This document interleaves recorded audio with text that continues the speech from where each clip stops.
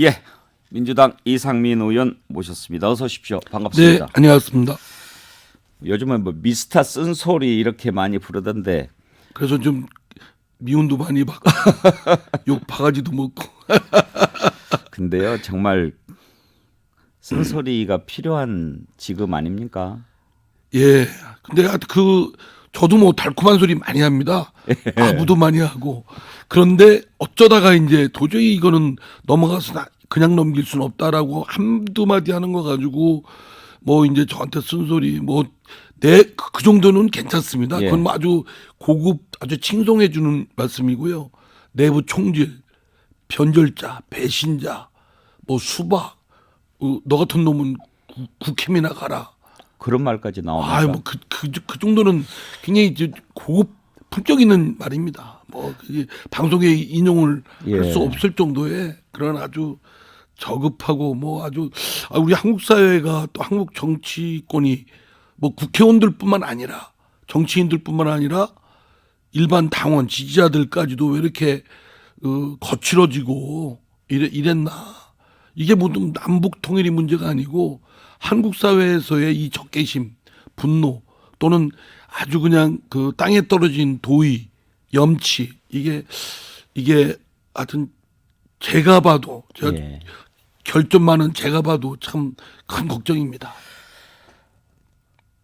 좀 우리 사회가 지금 좀 화가 나 있긴 해죠. 예. 예. 양쪽 다 나 있고요. 정치적으로도 분파가 극단화돼 있고 상대로 생각 안 합니다. 아주 없애야 될 악마. 막 그렇게 어떻게든지 막 쥐어뜯어서 없애야 될 존재들로 서로 생각하고 있고 그게 뭐 극대적이니까 예를 들어서 이제 저희 더불어민주당 지지자들은 요즘에 텔레비도 보기 싫다. 윤석열도 텔레비 나오는 거 안 보려고 한다. 뭐 이런 말을 공공연히 하고. 예. 아니 뭐 마음에 들든 안 들든 뭐 지금 이미 대선에서 승패가 났으면 그건 뭐 수긍을 해야 되는 건 어쩔 수 없는 현실 아닙니까? 그리고 열심히 해서 지지를 받아서 다음에 대선에서 승리하겠다 이런 생각을 해야 되는데 그것보다는 막 그냥 상대를 어떻게든지 거꾸러지기를 바라고. 그리고 국민의힘 더불어민주당 양대 정당이 갖고 있는 그 적대적 공존관계 두 정당 때문에 다채로운 정당의 출현도 막고 있고. 사실 이제 왜 이렇게 됐을까를 생각하면 너무 길어지니까요.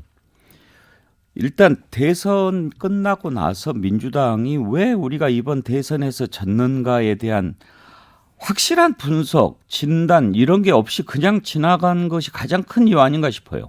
건들지 않으려고 그러는 거죠. 더불어민주당에서는 건들지 않아야 될 성역이 있습니다. 금기사항이. 예. 그거 건드린 순간 변절자, 내부 총질, 뭐 이렇게 막 몰매를 맞고 문자 폭탄 받고 하니까요. 집단 린치 당하는 거죠. 어떤 게 금기사항입니까? 제가 생각하기에는 예. 두 가지가 대선 패배의 주 원인입니다. 예. 하나는 정권 심판. 문재인 정부를 비롯한 우리 지난 5년 동안 집권한 우리 민주당 집권 세력에 대한 심판이었고 예. 또 하나는 이재명 본인과 주변에 관한 스캔들. 예. 두 축이 국민들이 선뜻 표를 주지 못하는 표였습니다. 예. 민주당 정권 심판해야 되니까 윤석열 찍어야 되겠다라는 거고 윤석열 싫은 분들도 이재명 찍자니 더 찜찜하고 그래서 안 찍은 겁니다. 두 개가 축인데 둘 다 우리 당의 건드리지 말아야 될 성역이죠. 금기사항이고. 그런데 이제 지금 그 분석에 동의를 합니다마는 그 부분 두 팩터는 같은 것 같습니다. 그런데 이제 그걸 해석하는 데 있어서 이 의원님 같은 분은 이재명 후보가 아니었더라면 어땠을까라고 했을 때 오히려 더 좋은 결과가 있었을 수도 있다 이렇게 생각하시는 겁니까? 아니 그거는 결과는 저도 모르죠. 예. 뭐 다른 후보가 더 나을 것이다 아닐 것이다라는 그런 가정이 아니고요. 아니 왜냐하면 지금 이제 이쪽에서 그러니까 반대쪽에서 생각하는 것은 우리가 더 깨질 건데 그나마 이재명 후보라서 이렇게 아슬아슬하게 진 거다 이렇게 생각하는 쪽이 있고 예, 근데 그거는요. 예. 그러니까 잘 싸. 예.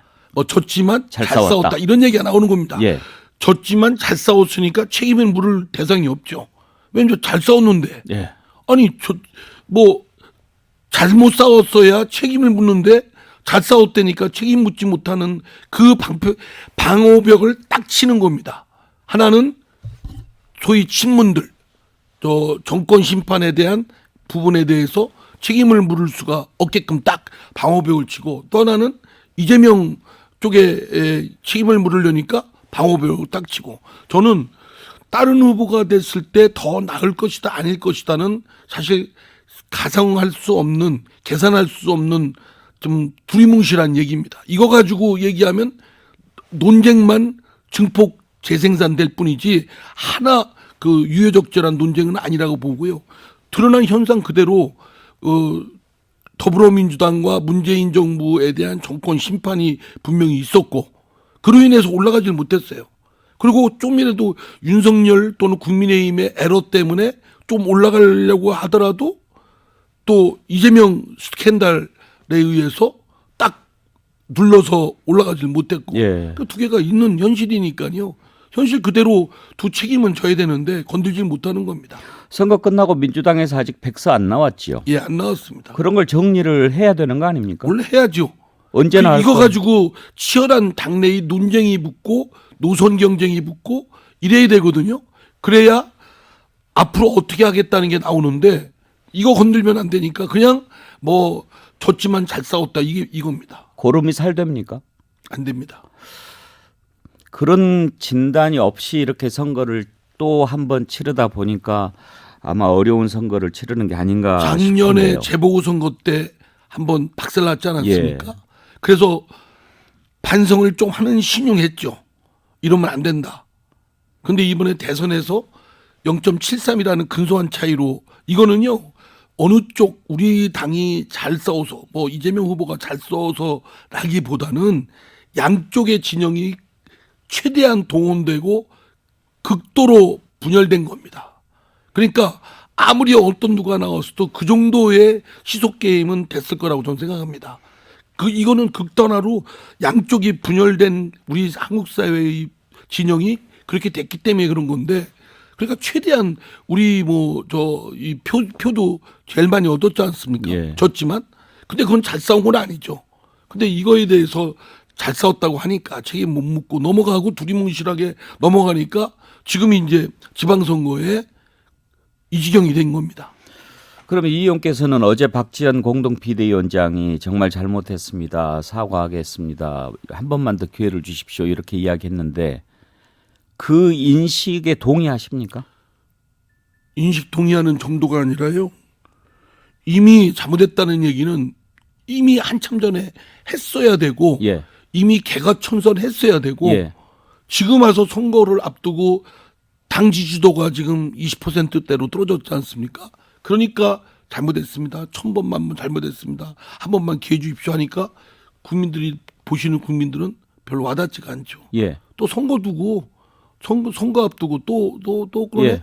이런 것이 계속 반복적 산투적으로 되고 있으니까요. 그래서 저는 그 잘못됐다는 점의 인식에 대해서는 뭐 당연한 거지만 예. 이미 늦었다. 예. 그리고 헬려면 벌써 했어야 된다. 잘못했다는 사과가 중요한 게 아니라 개가천선을 했어야 된다.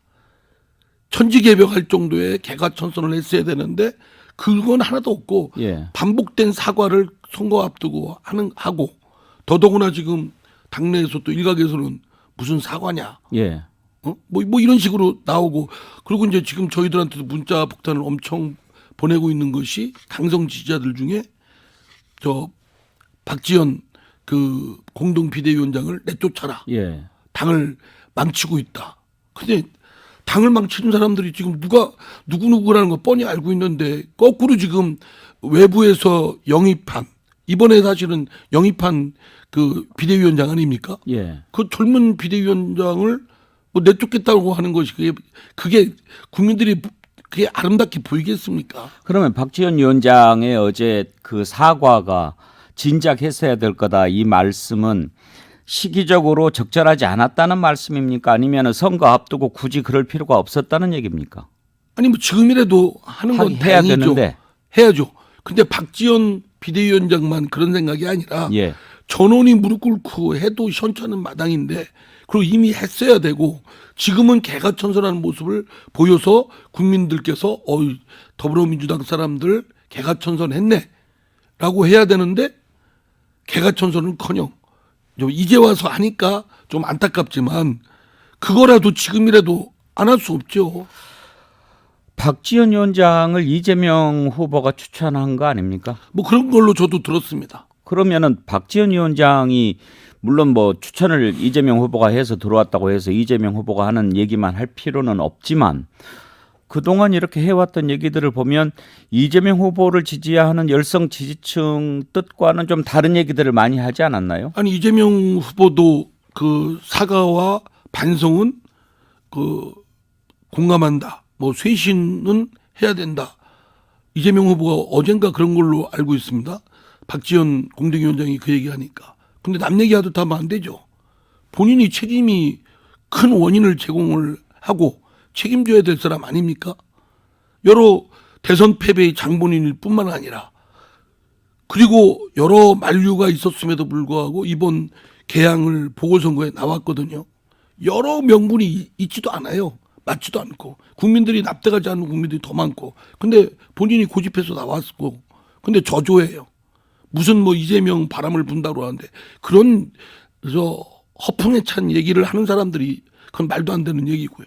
그러면 이재명 후보는 본인이 책임이 있다는 걸 자각하고 그것부터 시작을 해야 되는데 민주당 자기와 민주당은 별개예요. 민주당은 반성해야 되고 쇄신해야 되고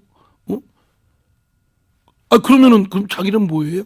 그건 그리고 박지원 비대위원장도 민주당이 사과하고 1000번 만번 사과하겠습니다. 기회 주십시오 하는데 뭘 사과하는지를 제시를 안 했잖아요. 이재명 또는 문재인 정부 그런 부분에 대한 구체적인 잘잘못을 적시를 해야죠. 그래서 심지어 민주당 지지자들조차 차라리 이번 선거에서 더 혼나야 된다 그런 얘기까지 나옵니다. 듣고 계시죠? 예, 듣고 있고 뭐 사실은 모순이 극대화돼야 뭔가 새로운 그 질서가 창출이 되고 창조가 만들어지고 새로운 대안이 나올 수 있다 이런 생각을 하는 분들도 꽤 많습니다. 지금 제가 몇몇 그 당에 그동안 민주당을 지켜왔던 선배들 이 몇 분들 그분들하고 말씀을 나눴는데 한탄을 합니다. 김대중 노무현 때의 민주당하고 지금의 민주당은 너무나 이질적이라는 거예요. 자기들이 보기에. 어떤 점이 가장 이질적인 것 같다고 합니까? 같이 우리 더불어민주당은 민주주의와 인권을 기반으로 그를 지향하는 정당입니다.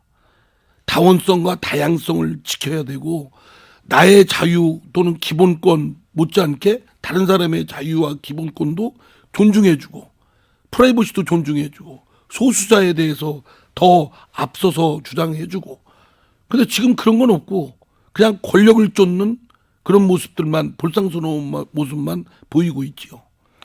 반성문을 쓴 작년의 재보궐선거에 반성문을 쓴 초선 5명인가요? 의원들이 하도 문자 폭탄 받으니까 반성문을 쓴 걸 반성하는 일이 벌어질 정도로. 그러니까 당에는 일색이고 다 생각이 같은 게 아니라 다름에도 불구하고 겉으로는 일색, 한색만 보입니다. 그리고 성역화를 합니다. 금기사항을 만들고 그리고 거기에는 맹종을 할 뿐입니다. 선거를 코앞에 둔 상황이라서 제가 민주당 의원님을 모시고 지금 이재명, 송영길 이런 사람들이 후보로 나서는 것 옳다고 생각하느냐 이렇게 여쭤보는 게 좀 부담스럽긴 합니다. 옳지가 않죠. 저는 또 송영길 전 대표 그 후보죠. 후보의 서울시장 출마는 이건 대의명분도 없고 적절치도 않고 책임져야 될 사람이 왜 갑자기 또 서울시장 나와서 나온다고 하냐 반대했지만 본인이 의지가 강하고 또 당내에도 여러 또 개파적 역학관계가 있습니다. 그러니까 또 송영길 또 후보를 또 컷오프로 아웃시켰다가 다시 반발하고 그러니까 또 다시 복귀시켜가지고 경선시키고 뭐 이런 식의 뒤죽박죽이 돼버렸죠. 그러니까 국민들이 볼 때는 어떻게 생각하시겠습니까? 놀고들 있네 이렇게 하지 않겠습니까? 지금 의원님 말씀 들어보면 만약에 의원님께서 서울 시민이면은 민주당 의원인데도 송영길 후보 안 찍을 것 같습니다.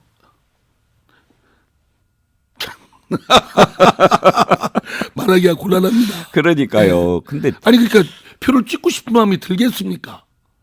표를 주고 싶은 사람도 마음이 들어야 주죠.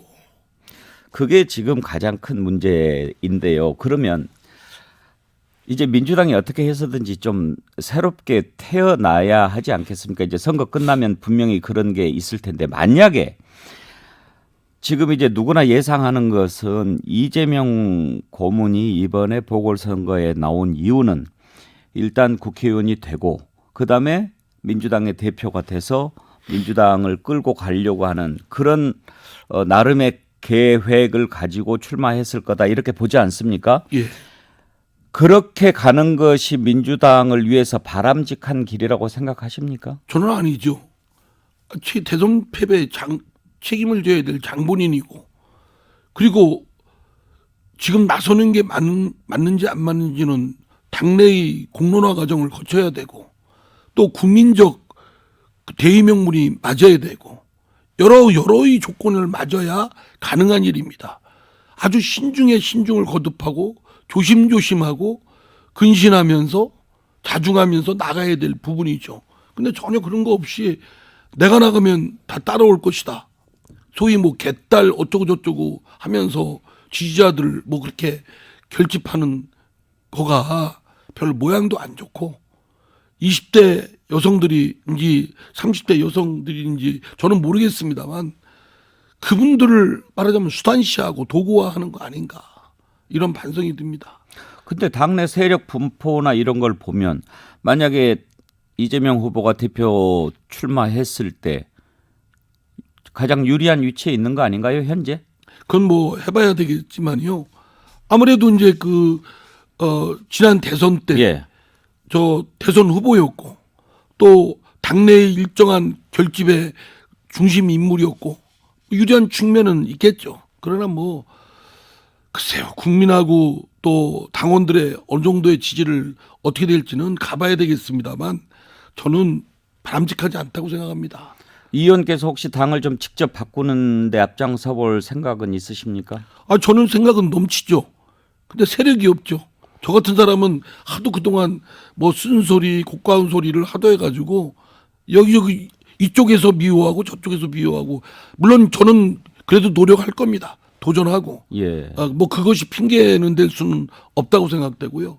하지만 뭐 하여튼 뭐 할 때까지 저도 당원이고 저도 현직 의원이기 때문에 제가 해야 될 책무는 해야 되겠습니다만 전 많이 어떤 때는 벽에 부딪히는 느낌도 없는 것도 아닙니다. 그러나 뭐 도전해야죠. 5선이나 하셨는데 사실 충분히 그런 일을 하셔야 할 만한 그런 위치에 있지 않나 생각이 듭니다. 아무튼 민주당이 좀 여러 가지로 어렵죠, 지금. 그 지지도도 지금 뭐 20% 떨어지고 국민의힘과의 정당 지지도도 20% 가까이나 벌어졌지 않습니까? 이거는 뭐 엄청난 거죠. 정당이 더구나 국회 제1당 167석을 갖고 있는 정당의 그 위상으로서는 아주 국민들이 말하자면 옐로우 카드에서 레드 카드를 꺼낼까 말까 하는 이 상황입니다, 지금. 근데 여전히 지금 당내에는 지금 박 비대위원장이 지금 뒤늦게라도 만시지탄의 의미가 있다고 생각되지만 지금이라도 뭐 100번, 1000번 정치적 수사일지언정 잘못했다고 하는데도 무슨 잘못했냐. 지금은 약속을 지키는 게 문제지 뭘 잘못했다고 생각하냐. 뭐 이런 반발이나 또는 개인 의견에 불과하다라고 하는 걸 보면 아직도 현실 인식이 너무 차이가 있다. 예. 냄비 속의 개구리처럼 물이 뜨거워져 오는 것을 감지를 못하고 그냥 뜨거워져서 죽음을 맞이해야 되는 상황인지 이까지도 절박감을 느낍니다. 5선을 하시는 동안에 여당도 해보시고 야당도 해보시고 그러셨잖아요. 여당, 야당의 그 가야 할 제대로 된 방향이 어떤 거라고 보십니까? 저는 국회는요, 정당은 여당을 하든 야당을 하든 어쨌든 집행부, 대통령과의 관계에서 그 견제와 균형 역할을 확실히 해야 된다고 생각합니다.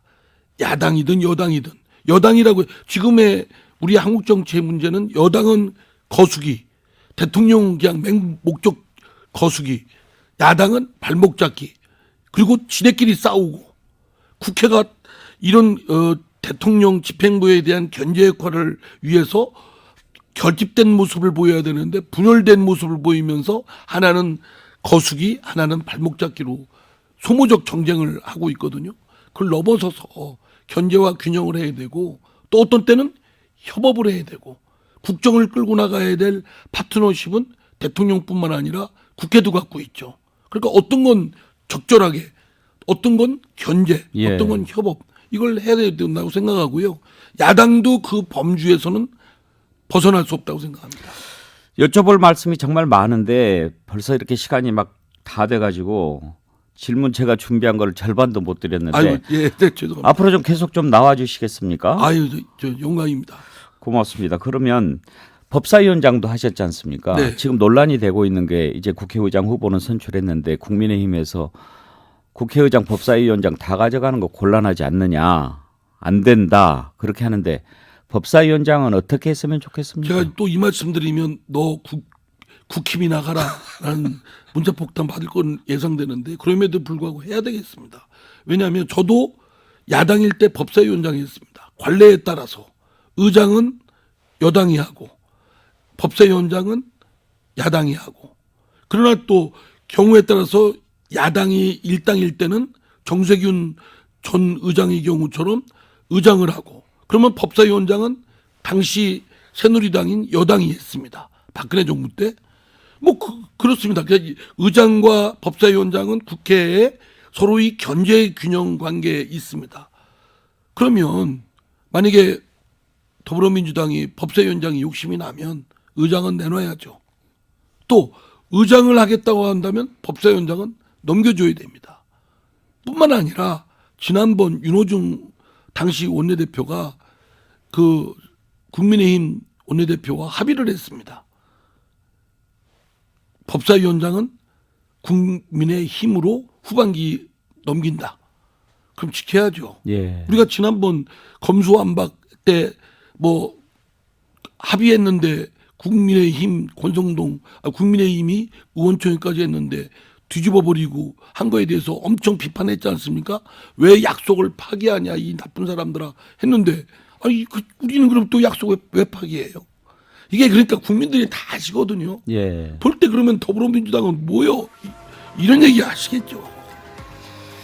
예, 정말 속이 좀 후련해지는 것 같습니다. 오늘 말씀 감사하고요. 다음 주에도 나와주십시오. 우리 광주 방송이 호남의 지역 명문 방송이신데 이런 여론을 잘 좀 이끌어 주시기 예, 바랍니다. 수준 높은 우리 광주 시민들이 잘 들었을 겁니다. 네, 민주당의 이상민 의원과 얘기 나눠봤습니다. 전하는 말씀 듣고 2부에서 뵙죠. 네, 감사합니다. 고맙습니다. 아이고.